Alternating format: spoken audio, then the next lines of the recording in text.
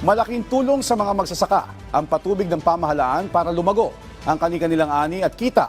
Ang National Irrigation Administration o NIA ay naglaan ng pondo para sa irigasyon sa Albay at Catanduanes. Ang detalye sa Balitang Pambansa ni Gary Carillo ng Radyo Pilipinas. Mas pinaigting pa ng pamahalaan sa ilalim ng pamumuno ni Pangulong Ferdinand Marcos Jr. ang tulong para sa mga magsasaka sa Bicol Region. Sa katunayan, naglaan ng 140 million pesos na pondo ang National Irrigation Administration o NIA Albay Catanduanes Irrigation Management Office para sa mga irigasyon sa Albay at Catanduanes. Ang NIA is open kung may problema sa irrigation systems nyo.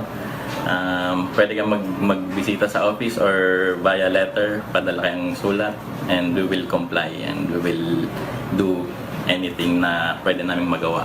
May 9 na proyekto sa Albay at 3 sa Catanduanes ang nakatakdang ipatupad kung saan 140 Irrigators Association sa 2 lalawigan ang makikinabang. At para tuluyang mapalakas ang produksyon ng mga magsasaka sa Bicol, hinihikayat sila ng pamahalaan na maging mapamaraan lalo na sa paggamit ng mga bagong teknolohiya.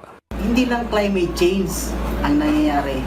Dapat mag-change tayo sa mga technologies para mag-increase ang ating yield or production sa palay.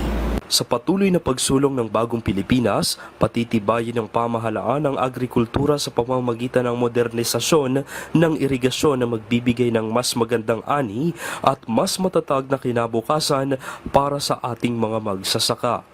Mula sa Radyo Pilipinas Albay, Gary Carl Carillo para sa Balitang Pambansa.